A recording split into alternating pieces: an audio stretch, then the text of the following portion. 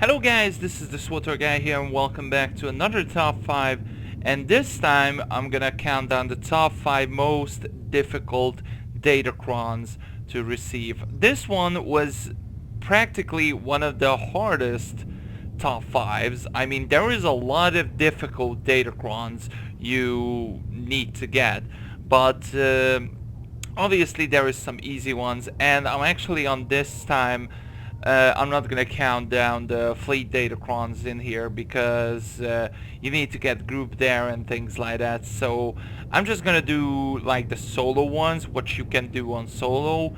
So yeah, here we go. Coming in at number 5 is the Tatooine Balloon Datacron, which is basically a matrix shard. Now this one is actually actually the most boring Datacron you can get.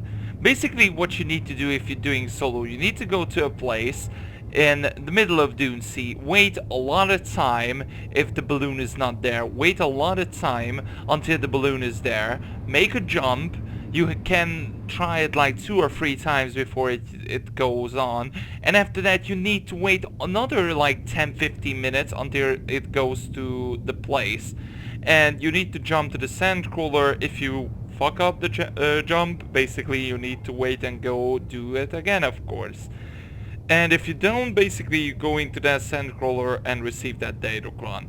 There is another thing what you can do here, which is I think the most easiest one, is if you have a Jedi Knight, you can just basically duel him and push him, use the push if you are using a Jedi or a Sith warrior, which is basically pushing the character up to that thing. Basically you need to jump for that and things like that, but it needs a lot of tricks, but it's also easy if you're doing it, of course, with a group. But solo, it's one of the most boring one. Coming in at number 4 is Nonstop Republic Strength plus 3 Datacron.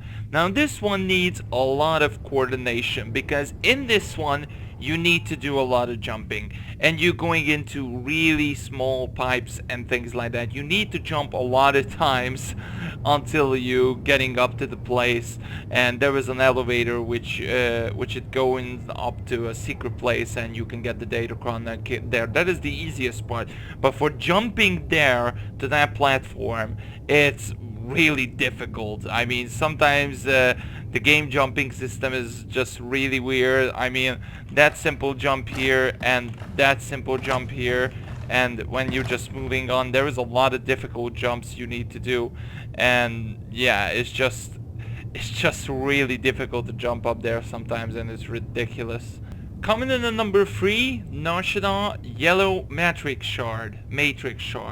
Now the reason why is this in the list, because actually you need to do another Datacron before you getting this. Basically, if you going to one place in Nashida, so let's just talk about the cunning one. Go to the place, and there is like a little terminal and an elevator which will go into a secret location. And after that, you going into some gas and or some fire gas something in there, and basically you need to guess the code before you're gonna die. Now back in the day the code was totally random, so you need to click like every single one of them to get the code. Now I think it's fixed, and I think there's just now one code, but I'm not quite sure.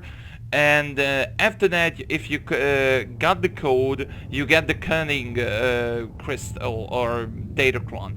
But if you forgot to click there is a little like slot machine where if you click that, you'll receive something, but we don't know what it is, and that's what you need for the yellow matrix shard. Basically you need to click not just the Datacron, but the slot machine as well, and after that go where the yellow matrix shard place is, and you need to do a couple of jumping and things like that, and after that go to that slot machine, click it, and you will receive the yellow matrix shard, which is kind of difficult because if you're going for only the cunning Datacron and you forgot to get the slot machine, and I said, okay, I need the yellow matrix shard, then I need to do the whole thing again, which is quite annoying, to be perfectly honest, but it's really difficult. Coming in at number 2, makeup plus 10 endurance Datacron.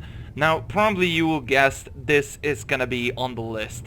Like, this Datacron takes hours sometimes to just get it. For me, it was 2.5 hours to get that Datacron. Seriously, a lot of jumpings. There was a couple of NPCs coming through. You need to go a lot of places, behind bridges, and after that up the bridge, moving forward to the end, go to the rocks, and oh my god, there is just a lot of things there what you need to do. Wait for the elevator, after that go up, a couple of jumpings, and you got there. But that is just ridiculous.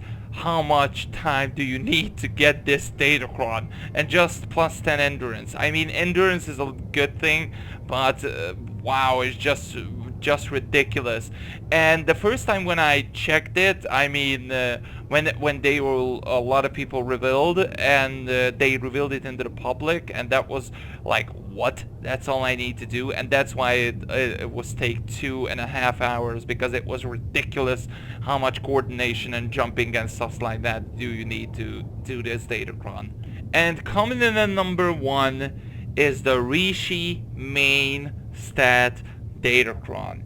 I mean, I can't even say it on this whole list what you need to do to get this Datacron. You need to kill mobs, you need to do secret achievement for this, and you need to kill rare mobs. It's not even in there and stuff like that. That is just ridiculous. How much stuff do you need to do? And these are this Datacron give you 4 main stats, which is pretty much now, because it's changed. There was back in the day aim, cunning, strength, and willpower. Those are the 4 main stats, and they give you that one. So now, since it changed, probably they give you like 40 mastery or 20 mastery, 20 endurance, something like that. But still, it's a ridiculous how much stuff do you need to do to get that 40 Datacron from Rishi, and it's ridiculous. I mean, seriously, even ridiculous. I never tried to done that. I mean, I tried, but I never actually completed that, and that is ridiculous how much that achievement and the secret achievement and also the Datacron, how much time do you need to do, how much time do you need to actually receive this Datacron. So anyway, I hope you guys enjoy this one. If you do, smash the thumbs up button and let me know in the comment section below what is your most difficult Datacron to get, and also if you want, leave some suggestions in the comments as well. I hope you guys enjoyed it, and I'll see you guys next time. Bye bye.